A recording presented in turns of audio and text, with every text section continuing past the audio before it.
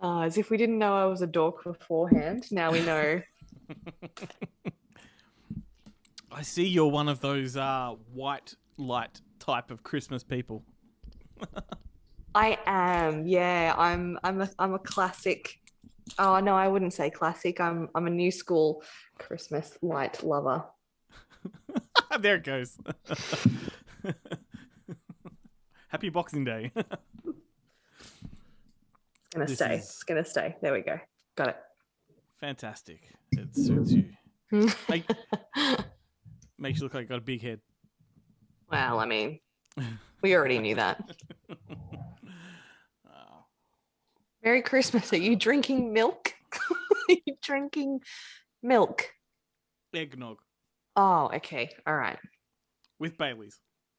Fair enough. Fair Yes. enough. I was going to say, if you're drinking milk, man. Go on. I mean, I wouldn't have any words. That's all I'd be able to say. Man.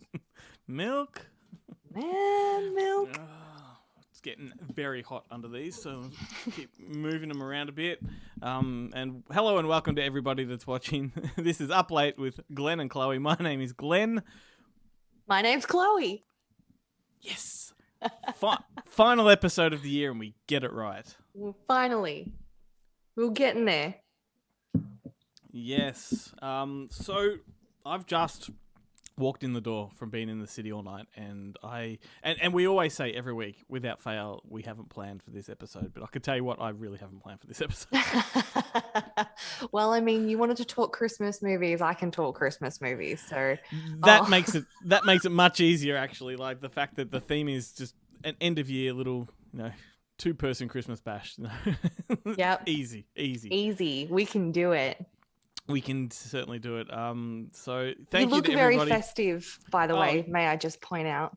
Well, that's because I had planned to have an elaborate backdrop. I was going to hang these lights all behind me, actually face the other way, have them all over there. And like I did on the Christmas podcast last year, I forgot, had no time, and just walked through the door and I was like, fuck it, I'll wear it. You're improvising, you're updating each year. I like it. I had to text my wife on the way home and like, do we have a Santa hat? Can you find it, please? I keep mine on the corners of the TV. So if I'm watching a movie or a TV show, if like a character stands in like the corner, it looks like they're wearing a Santa hat. It's a really fun game. That's a great game. I do that every year. If you just turn your DVD player on, sometimes that little DVD logo goes very Christmassy. Yes, yeah, that's where I got the idea from. When you always used to cheer when it hit the corner and you're like, yeah. And so that's where I kind of got the idea. So yeah, anyway, so the origins of this is my camel toe Christmas elf. Got it out of the box for me. And here we are. Oh gosh, I'd like to think her name was like Sprinkles the camel toe elf. It's certainly not Dusty. No. She watches these, Glenn. Every week without fail, and I know. Mel, I'm sorry. I know what tickles her fancy, and yep. She's in her element now. She's right in her element. If she had her way, the things she would say, I can tell you. You should get her on the show. You get a whole new audience. If you didn't hear what I just said, the things she would say. Oh, damn. Anyway, so let's talk about Christmas movies. Are you a Christmas person? Like, are you big into Christmas? I am. I'm huge into Christmas. I wish I want to be that type of person that has all the decorations out the front, but I'm really lazy. So I haven't got all the lights out the front, but the Christmas tree was up early this year. I just didn't give a fuck. And I usually spend a bit of money on new decorations each year and just build up. So yeah, I'm definitely a Christmas person.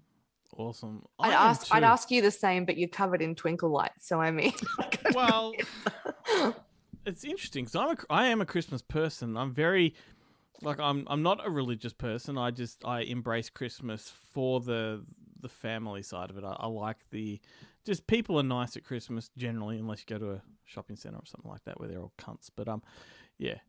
but generally speaking, most people are in good spirits. Most people are, just happy to be, amongst each other. So I like that element of it. And so I would like to say I go all out with decorations, which I used to, but we've moved house a few times, and each neighborhood we go to, the opportunity is not always there.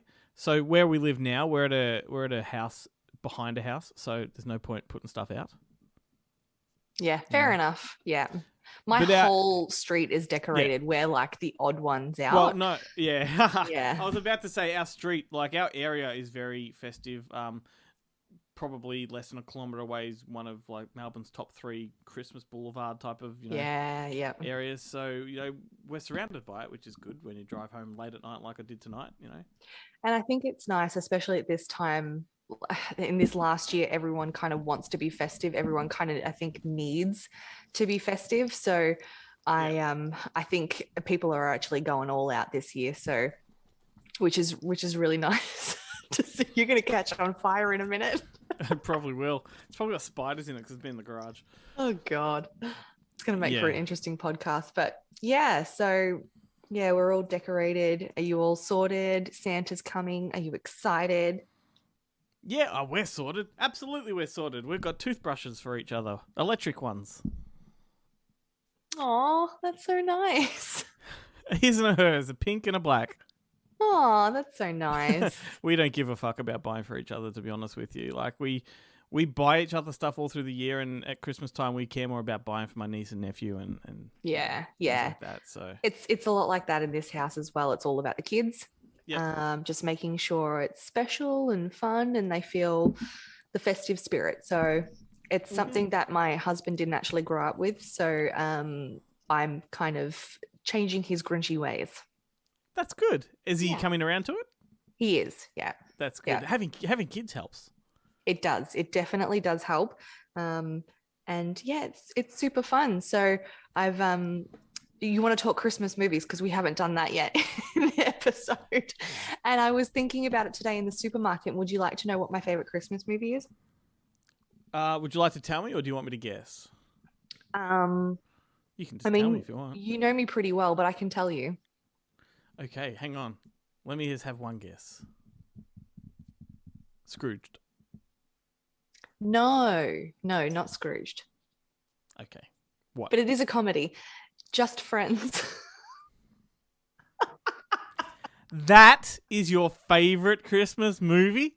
Well, it's one of my favorite movies with the Christmas element in it. I wouldn't say it's my favorite Christmas movie, but it's my favorite Christmas element movie because it's based at Christmas time, Okay, let's jump into staple Christmas movies. But before we do, I just want to, we are in a very, very drawn out long introduction here simply because we have not got a run sheet. But everybody that's watching this, if you don't listen to the Good Movie Monday podcast, we just dropped our end of year Christmas party extravaganza episode. So please go and have a listen. It's wherever you get podcasts from. Chloe's on it. Adam's on it. Everyone from the podcast, Ben. We've even got Tia, who has been a mystery and a silent, creative on Good Movie Monday, working behind the scenes. She's funny. She's really funny. Do you want to know what she said to me today? Oh, no. She said, I've just been thinking, if ever Chloe's sick, if you need someone to step in, I'll do it. She should too. She'd be good. She's funny as. But that's not an excuse for you to pike on me all the time. No. See, I'm here. Bombshell. My kid has COVID and I am here. So. Wow. Is that the truth? No, it's definitely the truth. Yeah. Okay, far out. Okay, we can talk about that off the mic. That's Merry a revelation. Christmas. Merry Christmas to me. Where do you go from there? Jesus Christ. What's your favorite Christmas movie? Outbreak. Oh, God. They're going to make movies about this year, I tell you what. Okay, what's my favorite Christmas movie? I've got lots of favorites. Go-to staples are always, I like classic ones, so I do love your It's a Wonderful Life. But even more than that, I love the original Miracle on 34th Street. I think that's Oh, such a beautiful yeah. film. And what I love even more than the original black and white Miracle on 34th Street, and this will be controversial to some, is I love the colorized version of that film because I don't like colorization of black and white in general. I don't think it's needed. I think it kind of looks tacky. But with that one, there's something magical about it. I think the restoration was done with a lot of love. And that kind of fake color over the top of the black and white enhances the magic of it. Mm-hmm. Yeah. So that is a go-to. I watch it almost every year. I think I've only seen the colorized version of it, so I wouldn't really truly know the difference of difference between it. So whereas the colorized version of It's a Wonderful Life is pretty awful. That's a hard one to watch. So always go the black and white with that one because that's more magical. So it's just, It's a Wonderful Life. There's a colorized version of that. Yeah. I mean, a lot of black and white films have colorized versions, but there's been some special editions over the years where you got the option on the DVD or the Blu-ray to watch either version of it. I think to get the full sort of feeling of those movies, you need to watch them as they were. Absolutely. As you experienced them the first time around when you watched them. So usually that's in the black and white. Definitely. But yeah, it's one of those, once you know the story, try the colorized version of that particular one, and it's really nice. John Hughes wrote the remake of that one. So there's John Hughes. The one with Matilda. Yeah, John Hughes loves his Christmas movies because he's done Home Alone 1, 2, and 3. He did what was the other one? He did the big one, Christmas Vacation. What a good movie. That's a good movie. Oh, I forgot about that one. That's just a bona fide classic. Like, that's most people's go-to Christmas movie. There's a reason they play that on Christmas Day every year. Yeah. I don't know how I forgot about that one. I'm going to have to get that one up because that's just a fucking classic, that one. That's what John Hughes does. He's so relatable in his comedy. Like, the comedy might be fairly, up here as far as, the extremities and all that, but there's always something human that you can attach to it and you can relate to. I think that's why he was so wildly successful as well. He just knew how to talk to the everyday person and relate to them as well. So yeah, you're completely right there. Yep. Burn it up a bit. A little bit. But yes, absolutely. And God, Jonathan, what's his name? The guy from Big Bang Theory. Jonathan, no. Oh, Galecki. Johnny Galecki. Jonathan, is it John Galecki? Johnny Galecki? Johnny Galecki. He plays Rusty. Juliette Lewis plays Audrey. Like, what a cast. Oh, wow. Oh, my God. Yeah, and obviously my all-time favourite Randy Quaid returns as cousin Eddie. Oh my God, it's been so long since I watched that. He's just yakking on a bone. What a great time of year. There's so many good options these days, and there's so many new ones coming out, but then like a lot of them were flops. Like some of the good ones were like flops when they came out, but now have become like actual classics. And I love that. Like, oh, you probably won't like Love Actually. You don't like Love Actually? I love Love Actually. What are you talking about? Oh, I didn't think that was a very you movie. You have a lot to learn about me. I thought you knew me by now. I think I have a lot to learn about you as well. I love Love Actually. Yeah, Love Actually is fantastic. I have it on Blu-ray. I watch it maybe every second year. It's heartbreaking. It's life affirming. It's hilarious. It's all of the above. It's so great. Such a classic. You can't go wrong with Hugh Grant. You just can't. He hates that dance scene. Did you know that? I did know that, and it makes me love it even more because he's so awkward. It's cute. Yeah, and the thing about that dance sequence is it is like jarring in the movie. Like, it kind of doesn't fit. It's almost like they've taken like an excised piece of footage from the cutting room floor and just put it back in. Yeah, like it's just an odd thing in the middle of the film. But it's what makes it beautiful. I've seen so many TikToks of people recreating that over the Christmas period, and it's just beautiful. Yeah, that's true. That's true. Man, imagine like when that movie came out, they had no comprehension of TikTok and what it would do for them. Bring it back. I don't even think social media was really a thing when that came out. They did a sequel, like a quasi sequel for Love Actually a few years ago, and it was one of those like charity kind of things. So it was like I think it was a 15 to 20 minute short film where it catches up with all the characters where they are now. Yeah. Yeah. So, which Did is you cool. watch that? Was it good? It was all right. It was, Ah, okay. same director, same most of the same cast, and it was just nice to catch up with them. But it was definitely we're selling something at the same time. Yeah, yeah, okay. Fair enough. Yeah. You must love Rowan Atkinson in that movie. Yeah, I knew you'd do that. I knew you'd go. He's just the best. He just fucking nails everything that he does. He's just so hilarious. And then you've got Rickman and Thompson and it's just so good. I really liked Last Christmas, the Paul Feig film. Did you watch that one? With Henry Golding and what's her name? Is it Felicity Jones? Oh, that's not Felicity Jones. That's Khaleesi, Amelia Clark. That one. They're the same person. No, they're fucking not. I haven't seen it, no, because it looked kind of sad, so I avoided it. Shut up. You should watch it. Emma Thompson wrote it. Like you need to go back and watch it. Did she really? Yes.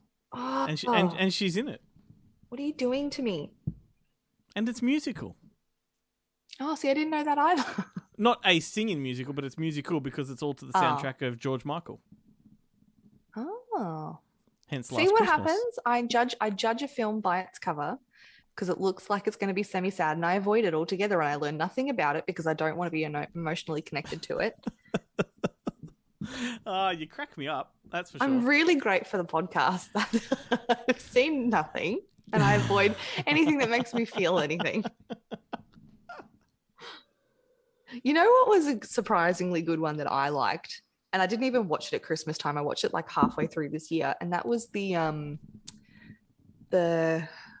what's her name? Who was the chick from Twilight? What's her name? Kirsten Stewart. Yeah. What's the one that she did where she's her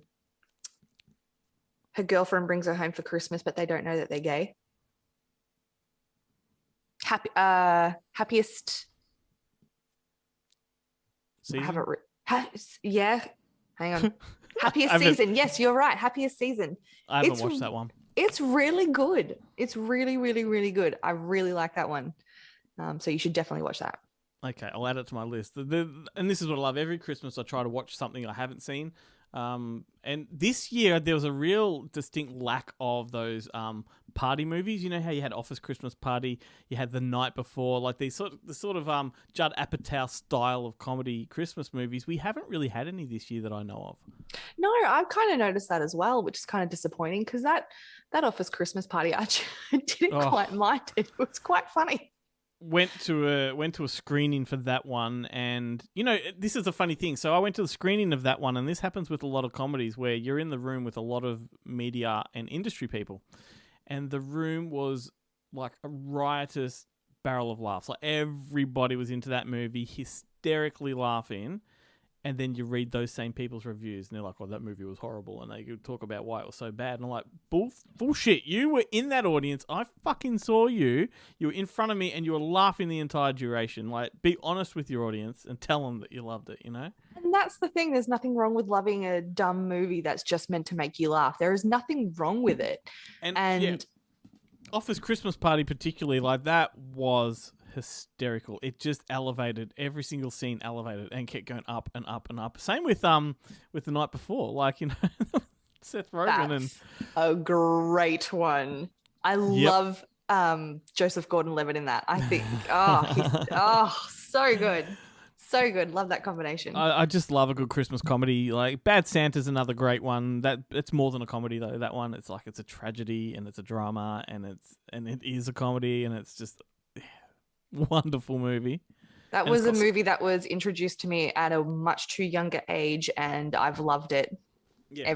I watch it all the time. It's got so much heart. Like it is a movie full of heart. Absolutely. And the little curly-haired fat kid from that one was also in Paul Feig's first movie, which was a Christmas movie called Unaccompanied Minors, and that's really good. Wow, I didn't know Thurman Merman. Have you seen Unaccompanied Minors? It is so good. It's kind of John Hughes-ish. It's about a group of kids who are sort of snowed in at an airport, and they're all unaccompanied minors, and that means that they're being looked after by the airport because their parents have dropped them off on a flight.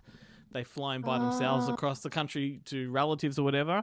I remember doing that as a kid, as an unaccompanied minor. And then, because they get snowed in, they have the airport to themselves to run amok, and they just, turn the place into a playground. That sounds like a really fun movie. That sounds really good. It is, and that's where Paul Feig, Paul Feig started on Geeks and Freaks and TV shows like that, but that was his first movie before he, went up to Bridesmaids and all those other things. That's awesome. I'm going to look that one up, actually, because I think that sounds really fun. Yeah, and it's a kids' movie. Your kids will love it. Oh, and kids, it's not inappropriate or anything. No, it's sweet. Just a G-rated movie. Sweet. Speaking of inappropriate movies for kids, there is an animated film created by Adam Sandler called 8 Crazy Nights. Have you seen that? No. Is this a Happy Madison project? Yeah. So it's got all the staple players. Alan Covert's in there, and you got your Rob Schneider, Dave Spade, all that kind of stuff. Kevin Nealon. Oh my God, Kevin Nealon's great. And it's all about this slacker, no-hoper kind of guy from a small town, and he's the town dropkick, and everyone sort of thinks he's a screw up, and he's Jewish, so he's the only one in town that doesn't celebrate Christmas. So he's all down in the dumps whenever Christmas comes around. But it is just a wonderful movie. It's full of songs that Adam Sandler sings, and so great. That's going on the list as well. He's great. Yeah, but like I said, not really for kids. Yeah, no, that's okay. I can watch that one by myself. That's all right. Good. Awesome. Awesome. What about you? How long have we got? Oh, we're doing well. We've only got 10 minutes to go. Oh, that's all right. So what about your unconventional Christmas movies? We talked about these on the end of year podcast, and there's so many great unconventional Christmas movies, like the obvious one being Die Hard. Yep. And there's no debate on that one. That's a Christmas movie. There's no debate on that. The score has jingle bells written into it. It's definitely a Christmas movie, but so too is the sequel, Die Hard 2. That is a Christmas movie, and nobody lumps that into the same pile. Like, it is a great Christmas movie.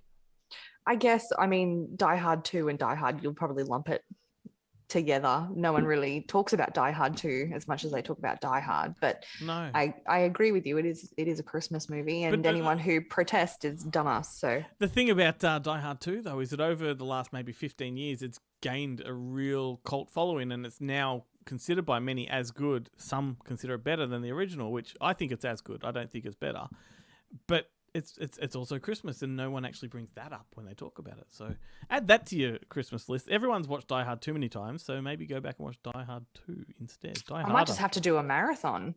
Bloody oath, I did one recently. You could just leave that last one out. Number 4 or 5 or 5. Number 5. Okay, yeah. The Russian one. It's terrible. Okay, I'll take your word on that. What else? Unconventional ones. Lethal Weapon is set at Christmas. Okay, yep. The boys on the show get sick of me saying that Dead Bang is a Christmas movie because that's one of my favourite movies of all time, and it's set at Christmas, so that's a good one. Okay, yep. Reindeer Games with Ben Affleck. I don't think I've seen that yet. I think it's on my list. I don't think I've seen it yet. Iron Man 3. Yep. And that's the thing we also talked about. So Iron Man 3 was directed by Shane Black, and his trope or his trademark is he sets nearly everything he ever makes at Christmas time. So he wrote Lethal Weapon, he wrote Last Boy Scout, he wrote what was I talking about, Iron Man 3, and so all of his stuff takes place at Christmas. Kiss Kiss Bang Bang, yep. the nice guys, it is his thing. Batman Returns. Okay. I think Batman Returns is probably the most beautiful Christmas movie of them all. Like, it just, as far as like the production design and the colors, because you've got that gothic Gotham City with all these sort of colors right through it. Yeah, right. I don't think I've seen that one, and I'm just saying this because I'm not, me, I'm not a huge Batman person, so I don't know if I've seen that one. Here's the thing, right? So me, I'm not into the DC Marvel universes, right? That is since the universes have sort of been created in the last 15 years. So the MCU and whatever DC call themselves. But prior to that, I was all about superhero movies. So those Batman movies that Michael Keaton was in, directed by Tim Burton, as a cinephile, I think you should go back and watch those because they don't require a love or a hate of, what it's become. They are their own standalone movies. Yeah, I don't think it was a love or hate thing. It's just I wasn't interested thing. I just never sort of caught my attention. So it's not a Christian Bale one. It's a Michael Keaton Batman one, is it? Yeah. Number okay. 2, and it's probably actually darker than the Christopher Nolan ones. It's so gothic, and it's got Danny DeVito as the Penguin. Number 2, that is. It's got Christopher Walken. It's just so. And who else was in it? Michelle Pfeiffer as Catwoman. Yeah, right. Okay. Yep. It is a wonderful film, and it goes into some really dark places. But there's a good Christmas one. Eyes Wide Shut. There's a sexy Christmas one for you. Oh, God. Definitely not appropriate for the children. Yes. It is. It's like a Christmas movie. All of the streets are lined with Christmas trees and wreaths, and there just happens to be big dicks and swinging tits. Merry Christmas. You'll hear you won't hear the sleigh bells, you'll hear the nipple tassels ringing as Merry Christmas. Far out. If I wasn't so tired, I'd jump right into that conversation. And I'm trying to think of unconventional Christmas movies, but I can't think of any. Nothing is popping to my mind at the moment. Apart from the one I already mentioned, which I won't go back in because you didn't seem overly impressed. Which one? Just Friends. Oh, look, it was a fun movie. It's a great movie. I have this argument with my mother all the time because she hates it. I do not know why she hates it, but Anna Faris makes me laugh. Ryan Reynolds makes me laugh. It's a great movie. You're using the word great pretty freely there. No, it's a great movie. It's a great movie. All right. I liked it. I like Just Married more. Oh, really? Mm-hmm. Okay. But they're both sort of mediocre movies. Oh yeah, no, it's not a great movie in the sense of it. Oh my God, it's a great movie. It's a great movie in the sense that I can go back and watch that movie over and over and over again at Christmas time, which is even better, and it literally makes me like cry laugh. I like that. That's how I know it's great. It's a great time movie. Yes, exactly. Yeah. That's what I mean. What about Gremlins? Like the penultimate, alternative Christmas movie. There is nothing like Gremlins. There is nothing like Gremlins. Okay, so fun fact, I was scarred by the Gremlins when I was a child, and I've not revisited the Gremlins since I was a child because I was so traumatized. Do you know how common that story is? My wife's sister will refuse to watch Gremlins because of the same thing. Whereas I'm the kind of person, when I was scarred by horror movies as a kid, it made me love horror movies and that connection. But I would go back to Gremlins if I were you. And when your kids just come out of that Santa phase, once the mythology of Santa's behind them, get into mythology. What are you talking about? Get into it then, because it does ruin that. It ruins that, and that was the controversy at the time. It wasn't how scary it was; okay. It was the fact that it ruins it, and in a really, really gut wrenching way that will make you cry. Yeah, well, it made me cry already. So, I mean, that, and then my mother took me to Warner Brothers Movie World up on the Gold Coast when the Gremlins ride was there and took me on that and scarred me even further. So, look, it just doesn't hold a special place in my heart like it does for everyone else. Please watch it again, particularly as a Goonies fan. Like, this is made by the same people that made Goonies. I know. And that's why she wanted me to like it so much. And I don't know. I'm hesitant. I probably will, but I'm hesitant.